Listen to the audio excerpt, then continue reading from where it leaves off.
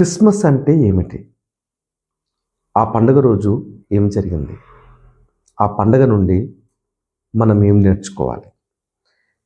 ఈ విషయాలు చాలా సులువుగా అర్థం చేసుకోవటానికి ఈ వీడియో చేస్తున్నాను. నేను చెప్పబోయే విషయాలు మత్తయి సువార్త మరియు లూకా సువార్త ఆధారంగా మీరు చూడవచ్చు. నేటికి 2025 సంవత్సరాల క్రితం ఆ దేవలోకంలో నుండి ఒక దేవదూత ఈ భూమి మీదకు ఇస్రాయేల్ దేశంలో భూమికి నట్టనడుమ ఉన్నటువంటి సెంటర్లో ఉన్న ఇస్రాయేల్ దేశంలోనికి నజరేతు అనే గ్రామంలో దావీదు కుటుంబంలో యోసేపు అనే వ్యక్తికి ప్రదానము చేయబడినటువంటి మరియా అనే కన్య యొద్దకు ఆ దేవదూత వచ్చాడు. ఈ యొక్క క్రిస్మస్ సందేశం యొక్క ఉద్దేశం కొంచెం గ్రహించటం కోసం అంతకుముందు ఉన్నటువంటి చరిత్రను కూడా నేను కొంచెం చెప్తాను. ఇస్రాయేల్ దేశంలో, ఇప్పుడున్న ఇజ్రాయెల్ దేశంలో, ఇదే దేశం గురించి మనం చెప్పేది. ఈ దేశంలో ఎప్పుడు కూడా దేవుని యొక్క ప్రతినిధి లేదా ప్రవక్త ఎవరో ఒకరు ఉండేవారు. వారు దేవుని యొక్క ఉద్దేశాలను ప్రజలకు తెలియజేసేవారు. ప్రజలకు ఎప్పుడైనా ఏదైనా సందేహం వచ్చినప్పుడు, ఏ బాటలో నడవాలి, ఏం చేయాలి అనే ఒక మీమాంస ఏర్పడ్డప్పుడు ఆ ప్రవక్త వారికి దిశానిర్దేశం చేసేవాడు. ఎప్పుడు కూడా అలాంటి ఒక ప్రవక్త ఉండటం సర్వసాధారణమైనటువంటి విషయం. కానీ 400 సంవత్సరాలుగా వాళ్లకు ఎటువంటి ప్రవక్త లేడు. వాళ్లకు 400 సంవత్సరాలుగా దేవుని యొద్ద నుండి వారికి ఎటువంటి సందేశము, సమాచారము రావట్లేదు. ఇటువంటి ఒక కరువు పరిస్థితి. ఒక విధంగా దేవుని ప్రజలు దేవుని యొక్క ఉపదేశం పొందుకోకుండా, దేవుని ఉపదేశం అందక వారు బాధపడుతున్నటువంటి స్థితి. ఇంకా అంతేకాదు, ఆ కాలంలో ఇశ్రాయేల్ దేశము రోమా ప్రభుత్వ పాలన కింద ఉంది. ఏ విధంగానైతే భారతదేశం ఒక కాలంలో 200 సంవత్సరాలు పరాయి పాలన కింద మనం ఉన్నామో, బ్రిటిష్ వాళ్ళ కింద, ఈ ఇజ్రాయెల్ దేశం కూడా ఆ రోజుల్లో రోమా ప్రభుత్వం యొక్క పాలన కింద ఉంది. కాబట్టి 400 సంవత్సరాల నుండి వారికి దేవుడి నుండి ఎటువంటి సందేశం లేదు, ఉపదేశం లేదు. ఇది మలాకి గ్రంథము తర్వాత మత్తయి సువార్త ముందు ఆ మధ్య భాగం దాదాపుగా 400 సంవత్సరాలు silent period, the dark age. ఆ కాలంలో దేవుడు ఎటువంటి సందేశము, లేఖనాలు అప్పుడు రాయబడలేదు.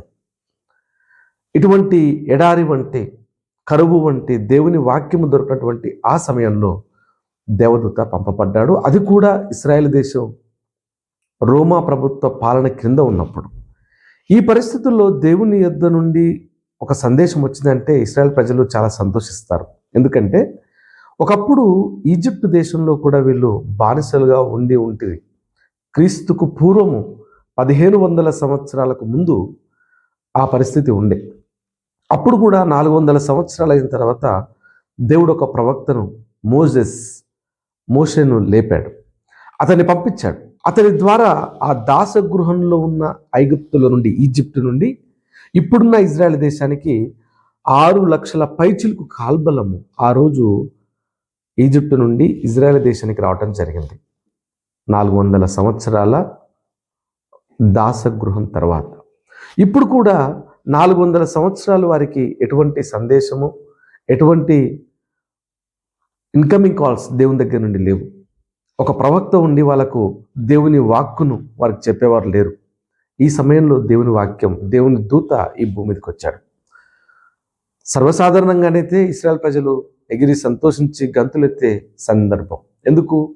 దేవుడు మమ్మల్ని విడిపించబోతున్నాడు, మాకు స్వతంత్ర పరిపాలన ఇవ్వబోతున్నాడు, మమ్మల్ని స్వతంత్రులుగా చేయబోతున్నాడని ఆనందించాలి. కానీ ఆ దేవదూత ఈ ఇశ్రాయేల్ ప్రజల యొక్క విముక్తి కోసం కాదు, పరాయి పాలన నుండి విముక్తి గురించి కాదు, అంతకంటే బృహత్కరమైన గొప్ప కార్యం కోసం ఆయన పంపబడ్డాడు.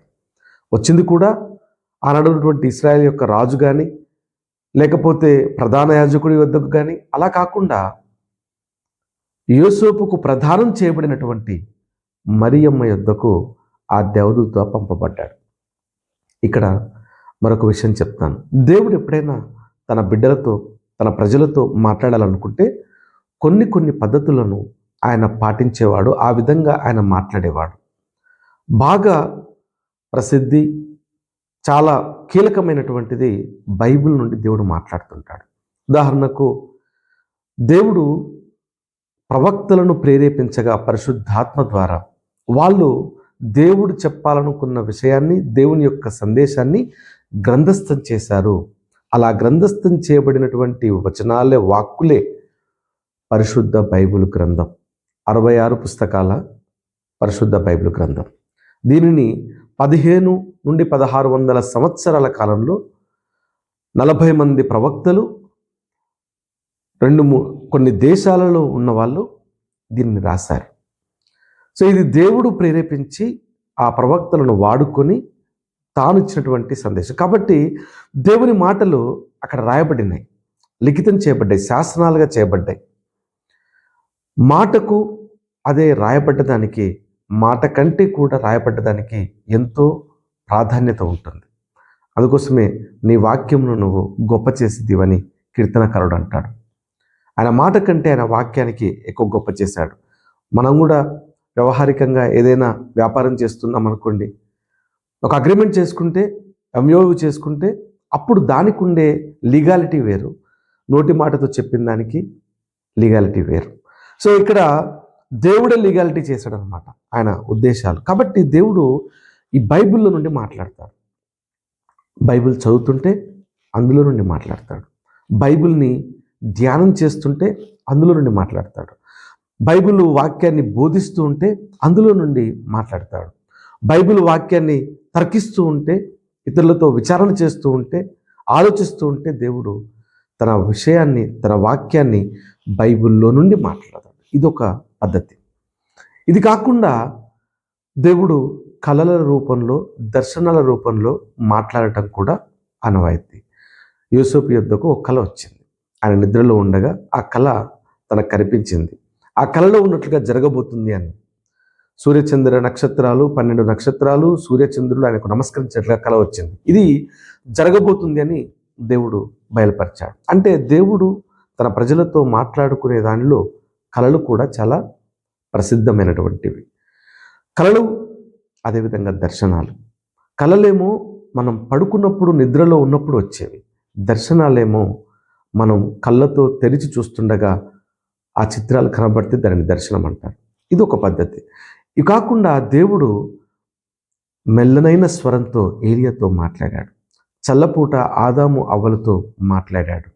అంటే దేవుని స్వరం వినిపిస్తుంది. అదేవిధంగా అబ్రహాం దగ్గరికి దేవుడే దిగొచ్చి మాట్లాడాడు. ఇది ఒక పద్ధతి. ఇది చాలా rarest of the rare case. ఇవి కాకుండా దేవుడు మాట్లాడే మరొక ప్రక్రియ, పద్ధతి ఏంటంటే దేవుడు ప్రేరేపించి మాట్లాడతాడు. ఎవరితోనైనా ఒక సందేశాన్ని పంపించి మాట్లాడతాడు. ఉదాహరణకు దావీదు దగ్గరికి నాతాను పంపించాడు. దావీదుతో చెప్పాలనుకున్న విషయాన్ని నాతాను ద్వారా చెప్పించాడు, ఒక మెసెంజర్ని పంపడం. అదేవిధంగా ప్రేరేపించి మాట్లాడు. కోరేషు దేవుని మందిరాన్ని కట్టమని దేవుడు అతన్ని ప్రేరేపించాడు. ఆయన అంటాడు దేవుడు నన్ను ప్రేరేపించాడని. అంటే ప్రేరేపించాడు అంటే ఇంతకుముందు చెప్పిన ఏ రూపంలో కూడా దేవుడు మాట్లాడలేదు. అంటే ఒక మెసెంజర్ని పంపటం కానీ, ఒక కళ కానీ, ఒక దర్శనం కానీ కాకుండా ఇలా తన లోపల ఉన్నటువంటి తనకే ఒక ఆలోచన పుట్టింది. అది తన ద్వారా పుట్టింది కాదు సుమా, అది దేవుడే ప్రేరేపించాడు అని ఆయన అంటున్నాడు.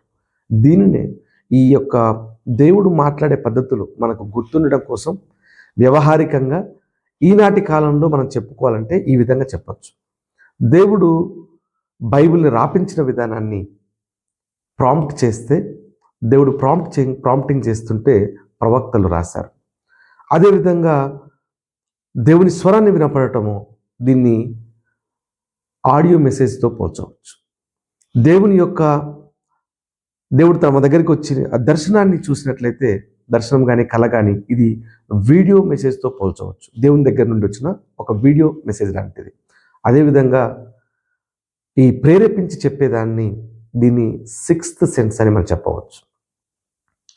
అందరికీ 6th సెన్స్ అనేది ఉంటుంది.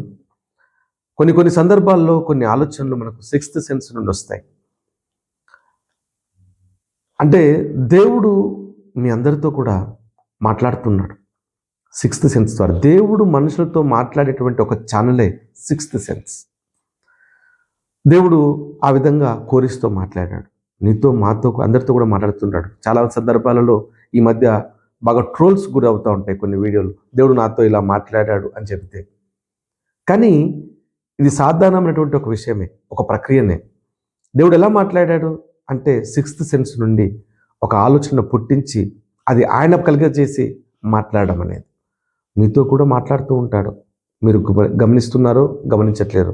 చాలా సందర్భాల్లో గమనిస్తుంటారు, దేవునితో సహవాసం చేసే వాళ్ళకి ఆ యొక్క ప్రాంప్టింగ్, ఆ యొక్క సిక్స్త్ సెన్స్ మనకు అర్థమవుతుంది.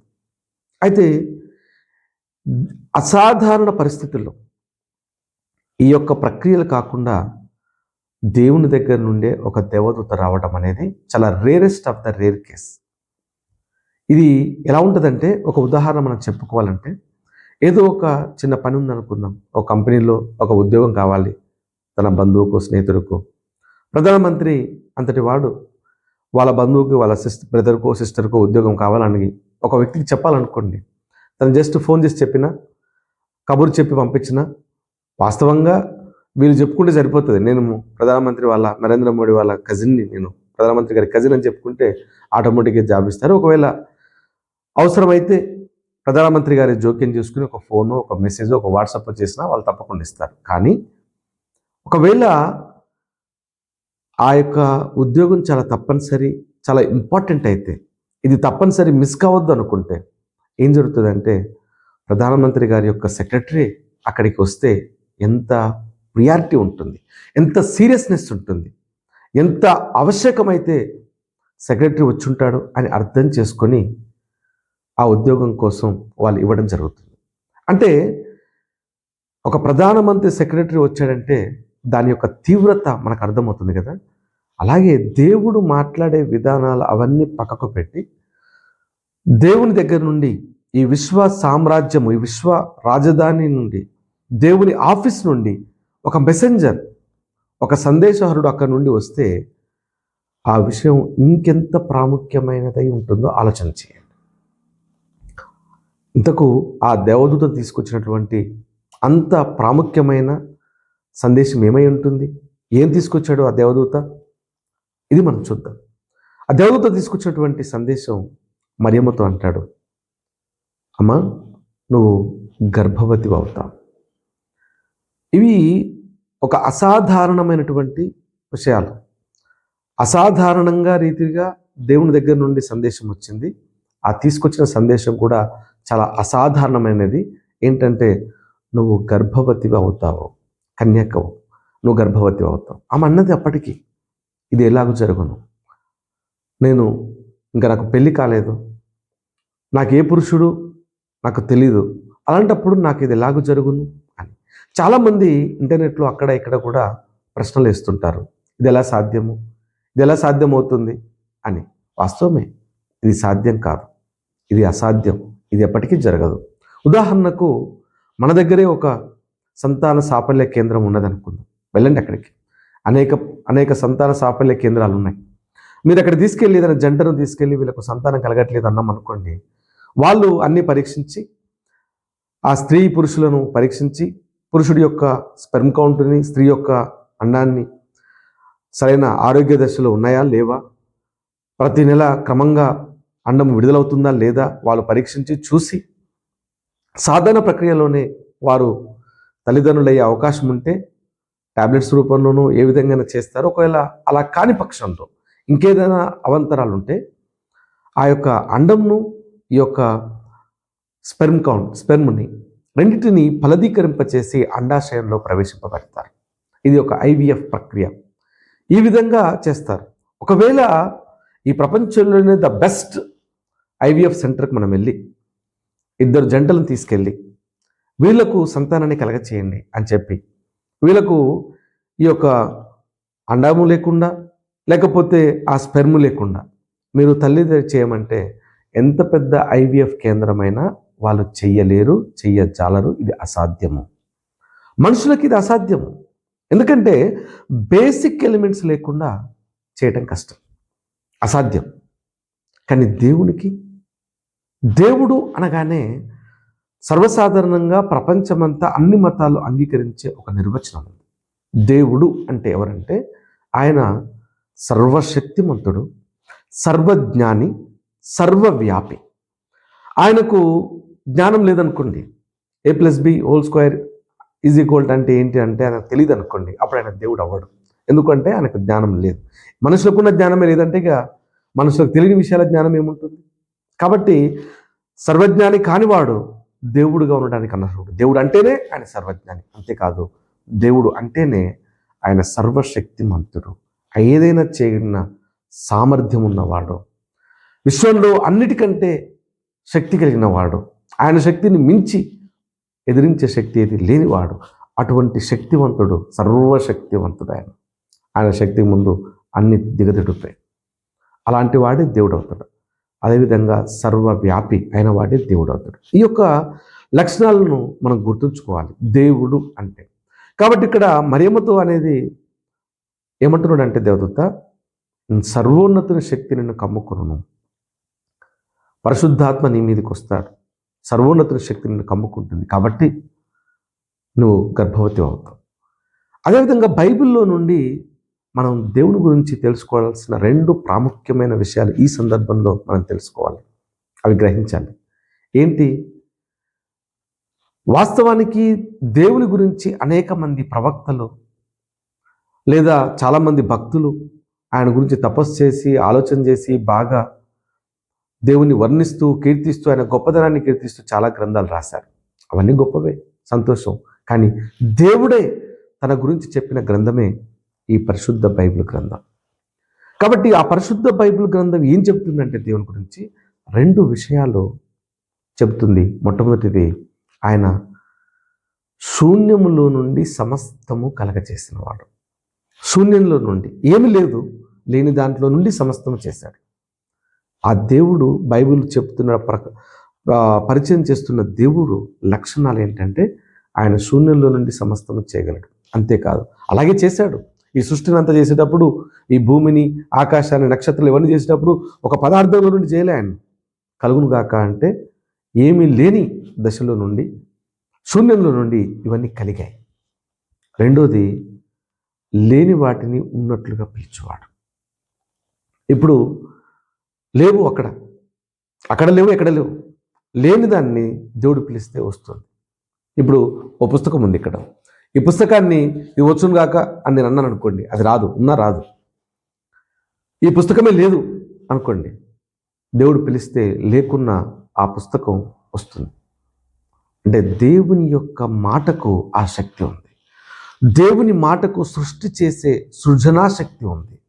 లేని దానిని దేవుని మాట, వాక్యము అది కలగజేస్తుంది. దేవుడు అంటే అది. దేవునికి శూన్యంలో నుండి సమస్తం చేసినవాడు. ఆయన నోటి మాట చేత లేని వాటిని ఉన్నట్లుగా పిలిచేవాడు. కాబట్టి ఇప్పుడు మరియమ్మను చూసి, మరియమ్మ గర్భంలో, ఆ గర్భాశయం లోపల కలుగును గాక అంటే ఒక శిశువు కలుగుతుంది. ఆయనకు బేసిక్ ఎలిమెంట్స్ అవసరం లేదు. కొంతమంది క్రైస్తవులు కూడా ఏమనుకుంటున్నారంటే, ఆ యొక్క కొంతమంది అపోహ, మరియమ్మ యొక్క ఆ అండానికి కావలసినటువంటి ఎలిమెంట్ని దేవుడు క్రియేట్ చేసి, అప్పటికప్పుడు లేని దాన్ని క్రియేట్ చేసి ఆమెను గర్భవతిని చేశారు అంటే ఆ విధంగా ఆమె గర్భవతి అయిందని కొంతమంది అనుకుంటున్నారు. అది తప్పు. దేవుడు మరియమ్మ అండాన్ని కూడా వాడుకోలేదు. ఏం చేశాడంటే, ఏ విధంగానైతే ఏదోని తోటలో ఆదామును చేశాడు. ఎలా చేశాడు ఆయన? ఈ బేసిక్ ఎలిమెంట్స్తో చేశాడా? అప్పుడేమి ఏ శుక్రకణము, ఏ అండం లేదుగా, వాటిని కలిపేం చేయలే కదా. ఎలా చేశాడు?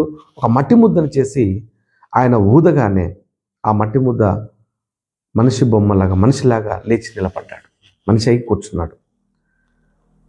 ఆయన మాటకు, ఆయన వాక్కుకు అంత శక్తి ఉంటుంది. కాబట్టి ఏమీ లేని ఈ బేసిక్ ఎలిమెంట్స్ లేకుండానే ఆదామును చేశాడు.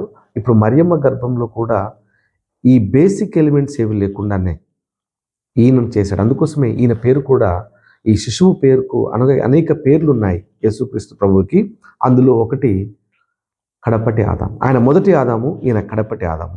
కడపటి ఆదాము అనటంలో ఈ యొక్క సారూప్యత కూడా కనిపిస్తుంది. ఆయన బేసిక్ ఎలిమెంట్స్ లేకుండా మొదటి ఆదాము చేశాడు. రెండవ ఆదామును కూడా, కడపటి ఆదామును కూడా బేసిక్ ఎలిమెంట్స్ లేకుండానే దేవుడు చేశాడు. అయితే జరిగింది ఏంటంటే, ఇంతకుముందు నేను చెప్పినట్లుగా ఈ ఐవీఎఫ్ ప్రక్రియలో ఒకవేళ తల్లికి అండాశయంలో ఏదన్నా ప్రాబ్లం ఉంటే, గర్భసంచిలో ఏదైనా లోపము, ఆరోగ్యం సరిగా లేకపోతే మరొక తల్లి కడుపులో పెట్టి సరోగసి మదర్ ద్వారా వాళ్ళను తల్లించేయచ్చు. ఇక్కడ మరియమ్మ ఎవరంటే, మరియమ్మ బయోలాజికల్ మదర్ కాదు. బయోలాజికల్ మదర్ ఎప్పుడవుతుంది? ఆమె అండాశయాన్ని వాడుకొని ఆమె తల్లి అయితే అప్పుడు ఆమె బయోలాజికల్ మదర్ అవుతుంది. ఆమె బయోలాజికల్ మదర్ కాదు మరియమ్మ, కన్య అయిన మరియ ఆమె సరోగసి మదర్. అంటే దేవుడు కేవలము ఆమె గర్భమును మాత్రమే వాడుకున్నాడు.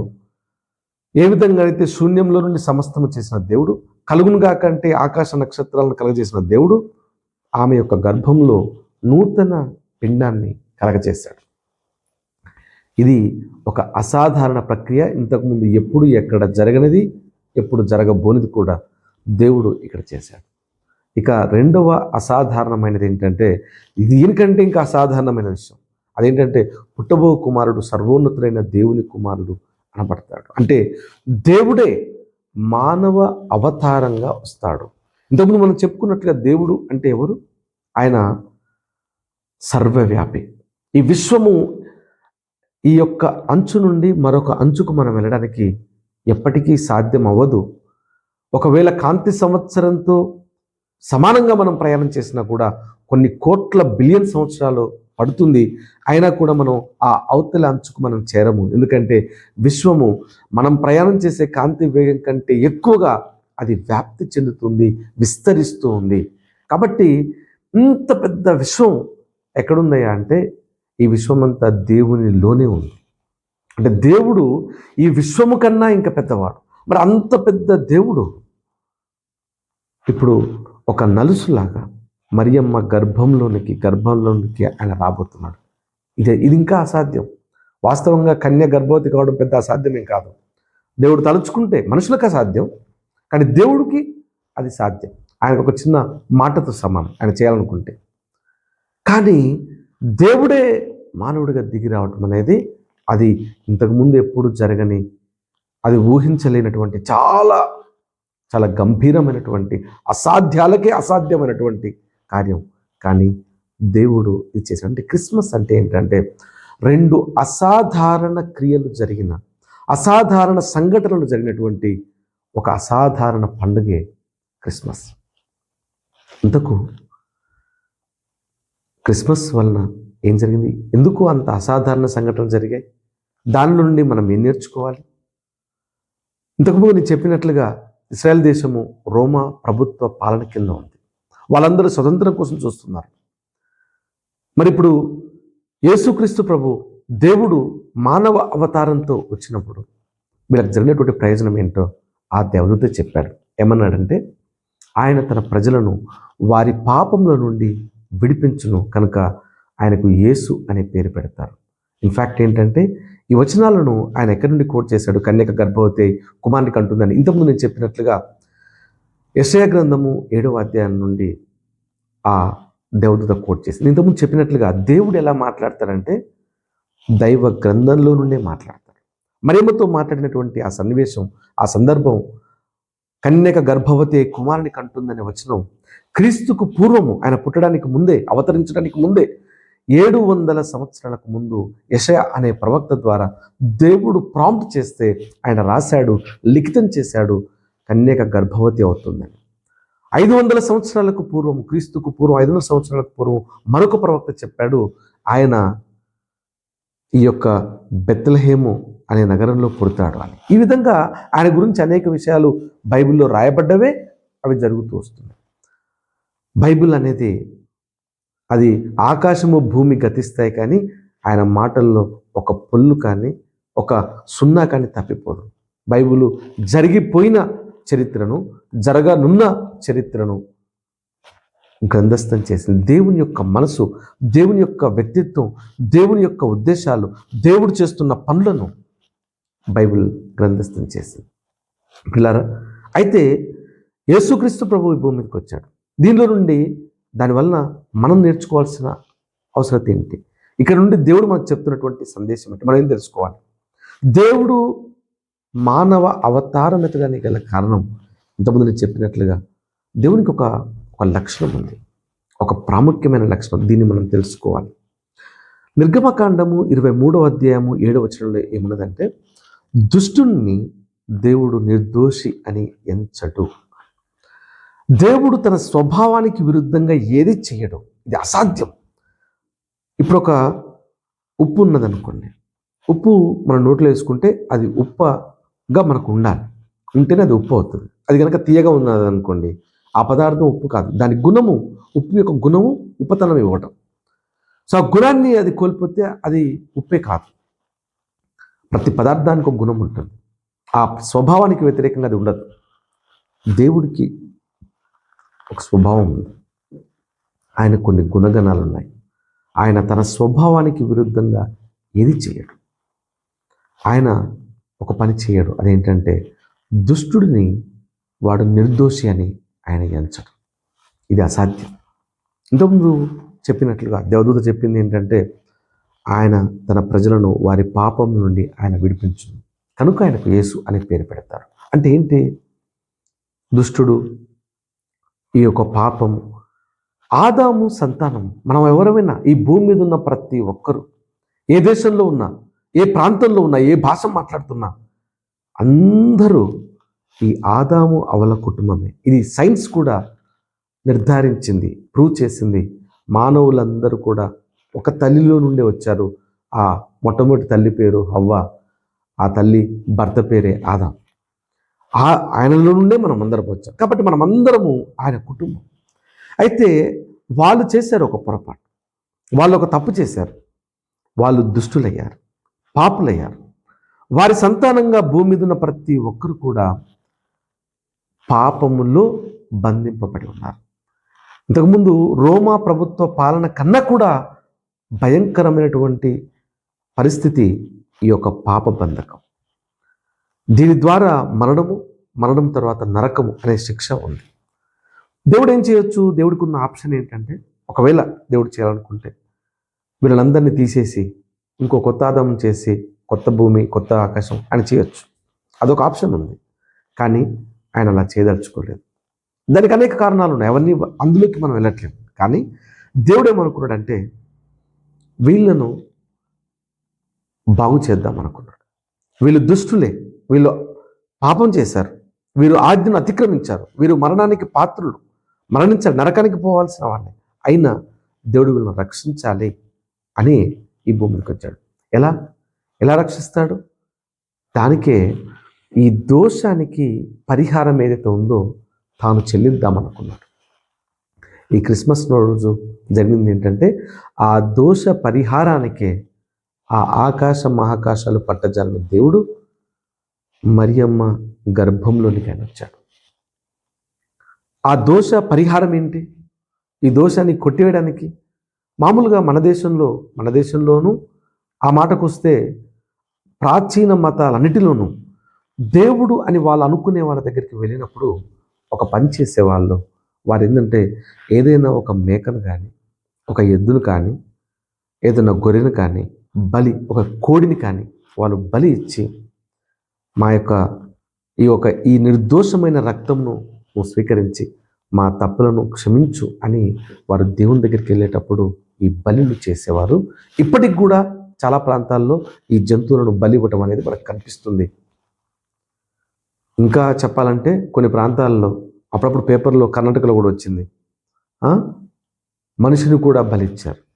బాగుండాలని ఒక మనిషిని వాళ్ళు బలిచ్చిన సందర్భాలు ఉన్నాయి. కానీ ఈ బలుల ద్వారా మానవులపై ఉన్నటువంటి దోష శిక్ష, అంటే ఆదాము సంతానం అంతటికి ఉన్న దోష శిక్ష తొలగించగలిగితే దేవుడు వాటిని యాక్సెప్ట్ చేసేవాడు. కానీ వాటి ద్వారా అది ఆ విముక్తి అనేది జరగదు. దాని కొరకు ఏం కావాలంటే, పరిశుద్ధమైన, లోపము లేని, నిష్కలంకమైన, అమూల్యమైన రక్తం కావాలి. ఈ రక్తం కావాలంటే దాని ద్వారా మానవులందరూ క్షమించబడతారు. దోషం జరిగింది, ఈ దోషానికి పరిహారము ఇది వెల. ఈ వెల చెల్లిస్తే ఆ యొక్క పాపము పరిహారం అవుతుంది. అప్పుడు మనం స్వతంత్రులం అవుతాం. మరణ ఛాయలో ఉన్న మనం చీకట్లోకి వచ్చేస్తాం, చీకట్లో నుండి వెలుగులోకి వచ్చేస్తాం. మరణ ఛాయలో ఉన్నవారు జీవంలోకి వస్తాం. కానీ మరి మన యొక్క దోష శిక్షను, ఆ పరిహారాన్ని ఎవరు చెల్లించగలుగుతారు? ఎక్కడుంది? పరిశుద్ధమైన అమూల్యమైన రక్తం ఎడ్లలో, గొడ్లలో, పశువుల్లో, పక్షుల్లో ఉన్నదా? లేదు. అవి కూడా చచ్చిపోతాయి. అవి కూడా చనిపోవడానికి ఆస్కారం ఉన్నటువంటి జంతువులే. మరణానికి లోబడేటువంటి ఆ రక్తము ద్వారా మనకు జీవం ఎలా కలుగుతుంది? మరణమే లేని, నాశనమే లేని రక్తము ద్వారానే సాధ్యం. అయితే దేవుని స్వరక్తం యేసులో ఉన్నది. ఆయనలో నాశనం లేని జీవము ఆయన రక్తంలో ఉన్నది. దేవుని రక్తం కాబట్టి, ఆయనకు నాశనం లేని రక్తము కాబట్టి, ఆ రక్తానికి మనల్ని విమోచించడానికి కావాల్సినంత శక్తి దానికి ఉంది. వాస్తవానికి ఈ యొక్క బలులు, అర్పణలన్నీ కూడా జరగబోతున్నటువంటి, దేవుడే చేయబోతున్నటువంటి ఆ పుణ్య రక్తం కోసం సాదృశ్యం అన్నమాట. అవి జరగబోతున్నటువంటి దేవుడే ప్రజాపతి చేస్తున్నటువంటి ఆ బలికి ముంగుర్తి. ఇవన్నీ చూస్తుంటే మనకు అర్థమైంది ఏంటంటే, ఈ విధంగా నిత్య శక్తి కలిగినటువంటి ఆ యొక్క రక్తము మన కోసం చిందించబడితే మనందరం విమోచింపబడతామని ఒక సందేశము ఈ యొక్క ఎడ్ల, మేకల బలుల ద్వారా మనకు అర్థమవుతుంది. అవి మనల్ని విమోచిస్తే బలి అవసరం లేదు, కానీ అవి మనం విమోచించలేవు. ఈ రక్తం ఎలా చిందిస్తున్నామో అలా పరిశుద్ధమైన, నిర్దోషమైన రక్తము చిందింపబడినప్పుడు మనకు విమోచన కలుగుతుందనే సందేశం ప్రపంచంలోని ప్రతి ప్రాచీన మతాలలో ఉంది. ఆ విధంగా హిందూ పురాణాల్లోనూ, వేదాల్లోనూ కూడా ఈ యొక్క రక్తం యొక్క ప్రస్తావన ఉంది. అందుకోసమే చాలా టెంపుల్స్లోకి మీరు వెళ్ళినప్పుడు ఈ యొక్క రక్త ప్రోక్ష మనకు కనిపిస్తుంది. పశువులను బలివ్వడం అనేది మనకు కనిపిస్తుంది. పిల్లరా, దేవుడు ఈ భూమి మీదకి రావడానికి గల కారణం మనలను విడిపించడానికి, విమోచించడానికి, ఈ దోష శిక్షను తాను భరించి ఆ ప్రాయశ్చిత్తం చెల్లించడానికి. ఆ ప్రాయశ్చిత్తం వెల ఎంత ఉందో ఆ వెలనివ్వడం కోసం ఆయన దేవుడు కాబట్టి ఆయన భూమి మీదకి వచ్చి తన ప్రాణాన్ని పెట్టి తన రక్తాన్ని, చివరి రక్తబొట్టును దారపోయటం కోసం ఈ భూమి మీదకి వచ్చిన సంఘటన, సందర్భమే క్రిస్మస్. అయితే యేసుక్రీస్తు ప్రభు ఈ భూమి మీదకి వచ్చాడు. దేవుడు నరావతారం ఎత్తాడు. అది ఈ లోకానికి క్రిస్మస్. అయితే ఎవరైతే యేసుక్రీస్తులోనికి వస్తారో, యేసుక్రీస్తును అంగీకరిస్తారో, ఆయన చేసినటువంటి ఆ అర్పణను, ఆ బలిని స్వీకరిస్తారు. ఇక్కడ ఒక ఉదాహరణ చెప్తాను. అప్పుడప్పుడు ప్రభుత్వం వాళ్ళు రైతు రుణమాఫీ అని ప్రకటిస్తారు. అందరికీ, కొంతమంది రైతులకు రుణాలు తీసుకుని ఉంటారు. అయితే రుణమాఫీ అని ఆయన ప్రకటించగానే ఇక్కడ రుణమాఫీ జరగదు. వీళ్ళు ఏం చేయాలి? వీళ్ళు వెళ్ళి ఆ బ్యాంకు వెళ్ళి, నాకు ఈ రుణం ఉంది, ఈ రుణాన్ని మరి ఇప్పుడు మాఫీ చేయండి అని చెప్పి మనం స్పెషల్గా అర్జీ పెట్టుకుంటే అప్పుడు ఆ ప్రాంతానికి వాళ్ళు ఇచ్చినటువంటి డబ్బుల ద్వారా ప్రభుత్వం ఇస్తుంది. ఇప్పుడు రైతు రుణమాఫీ చేసిందంటే ప్రభుత్వము ఆ డబ్బులను మాఫీ చేసింది, కానీ ప్రభుత్వం కట్టింది. వీళ్ళు కట్టాల్సిన అవసరం లేదు. రైతులు కట్టకుండా రైతులకు బదులుగా ప్రభుత్వమే ఆ బ్యాంకులకు కడుతుంది. అంతేగాని అసలు ఎవరు కట్టకుండా ఉండరు. అలా ఉంటే బ్యాంకులు అక్కడ ఉండవు. ఇక్కడ జరిగింది ఏంటంటే, మానవుల యొక్క దోష శిక్షను దేవుడు క్షమించాడు. అంటే మన దోష పరిహారం ఏతుందో ఆ ప్రాయశ్చిత్తం దేవుడు చెల్లించాడు. మనం చెల్లించలేదు, మనం చెల్లించలేము. చెల్లించడం అంటే ఒకటే, మరణమే. ఆ మరణం నుండి మనం విడిపించడం కోసమే కదా ఆయన అది చెల్లించడం కోసం, మనకు మరణ భయం తీసేయడానికి, మరణమా నీ ముల్లెక్కడ అని ఆ మరణపు శిక్ష మనకు లేకుండా దాన్ని తొలగించడానికి దేవుడే ఆ మరణాన్ని ఆయన స్వీకరించాడు. ఆయన దేవుడు కాబట్టి, ఆయనలో జీవం ఉన్నది కాబట్టి, ఆయన తన ప్రాణాన్ని పెట్టడానికి నాకు అధికారం ఉన్నది, తిరిగి తీసుకోవడానికి నాకు అధికారం ఉన్నదని ఆయన ప్రాణం పెట్టాడు. సో క్రిస్మస్ రోజు నాడు దేవాది దేవుడు ఈ భూమి మీదకి నీ కొరకు, నా కొరకు, మానవులందరి కొరకు, మానవ జాతి అందరి కొరకు. ఈ మధ్య కొంతమంది మాకెందుకు ప్రకటిస్తున్నారు ఆ దేవుణ్ణి, ఆ ఇశ్రాయేల్ దేవుడు మాకెందుకు, అమెరికా దేవుడు మాకెందుకు అనుకుంటున్నారు. కాదు, ఇది మనందరి కొరకు. నువ్వు కూడా చనిపోతున్నావు కదా, నీకు మరణశిక్ష ఉంది కదా, మరణం తర్వాత నరకం ఉన్నది కదా, నీ క్షేమం కోసం చెప్తున్నటువంటి వార్త ఇది. ఈ స్వార్థ అందరికీ ప్రజలందరికీ కలగబో మహా సంతోషకరమైన సువార్త. ఎందుకంటే అందరికీ ఈ యొక్క దారి, ఇదే దారి, మరణం, ఆ తర్వాత నరకం. ఈ దారిలో నువ్వు ఉన్నావు. నువ్వు ఏ మతమైనా, ఏ దేశమైనా, ఏ ప్రాంతమైనా, అందుకోసమే నీకు ఆ శిక్ష ఉంది కాబట్టి ఆ శిక్షల నుండి నిన్ను తప్పించడం కోసమే ఈ స్వార్థ. అయితే యేసుక్రీస్తు ప్రభు భూమి మీదకి రావడం క్రిస్మస్. అయితే యేసుక్రీస్తు ప్రభువును నీ హృదయంలోకి ఆహ్వానిస్తే, అంగీకరిస్తే, ఆయన చేసిన కార్యాన్ని నువ్వు నమ్మితే, ఆయన లేఖనంలో ప్రకారం, ఇంతకుముందు చెప్పినట్లుగా లేఖనాల ప్రకారం అప్పుడెప్పుడు కొన్ని వందల సంవత్సరాల క్రితం దేవుడు రాపించినటువంటి ప్రాంప్ట్ చేయగా ప్రవక్తలు రాసినటువంటి గ్రంథాలలో ఆయన చెప్పినట్లుగా తాను చేసి చనిపోయి లేఖనాల ప్రకారం ఆయన తిరిగి లేపబడ్డాడు అని నువ్వు నమ్మితే, హృదయంలో విశ్వసించి నోటితో ఒప్పుకుంటే, అప్పుడేమవుతుందంటే నీవు దేవుని కుటుంబంలో జన్మిస్తావు. దేవుడు భూమి మీద జన్మించటం, భూమి మీదకి రావటం, అది క్రిస్మస్. నీవు ఆ యేసుక్రీస్తును నమ్మటము, విశ్వసించడం ద్వారా ఆ దేవ కుటుంబంలో నువ్వు పుడతావు. నువ్వు అప్పుడు దేవుని కుమారుడు అవుతావు. అది నీకు రక్షణ. ఇది క్రిస్మస్, ఇది రక్షణ. ఆ క్రిస్మస్ రక్షణను తీసుకొచ్చింది. ఆయన తన ప్రజలను వారి పాపం నుండి ఆయన విడిపించిన కనుక ఆయనకు యేసు అనే పేరు పెడతారు. అంటే రక్షకుడు, రక్షించాలనుకున్నాడు. మామూలు రోమా ప్రభుత్వం ఆ యొక్క పరిపాలన నుండి విడిపిస్తే పెద్ద ప్రయోజనం ఏం లేదు. వాళ్ళకి అప్పటికీ ఈ పాతాళ శక్తుల బంధకాలు ఉన్నాయి. దేవుడు ఈ పాతాళ శక్తుల బంధకాలన్నిటి నుండి, మరణం నుండి నిన్ను విడిపించడం కోసం యేసుక్రీస్తు ప్రభు 2025 సంవత్సరాల క్రితం ఈ భూమి మీదకి వచ్చాడు. ఇది క్రిస్మస్. ఇది అసాధారణమైనటువంటి సంఘటనలు రెండు జరిగాయి. కన్యక గర్భవతి కావటం, దేవుడు నరావతారం ఎత్తడం. ఎందుకంటే మరొక అసాధారణమైన కార్యం మనలో జరగడం కొరకే.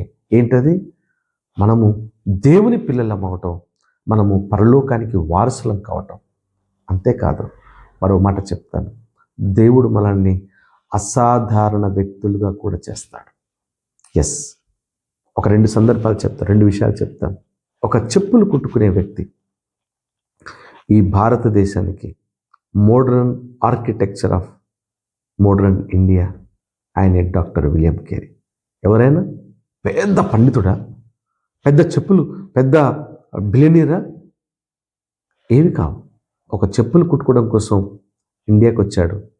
ఆయన చేసినటువంటి సేవల ద్వారా ఈరోజు మోడర్న్ ఇండియా నిర్మాణం అయిందంటే దేశ నాయకుల యొక్క కంట్రిబ్యూషన్ ఉన్నది. అది 10%, కానీ 90% డాక్టర్ విలియం కేరీ ద్వారా జరిగింది.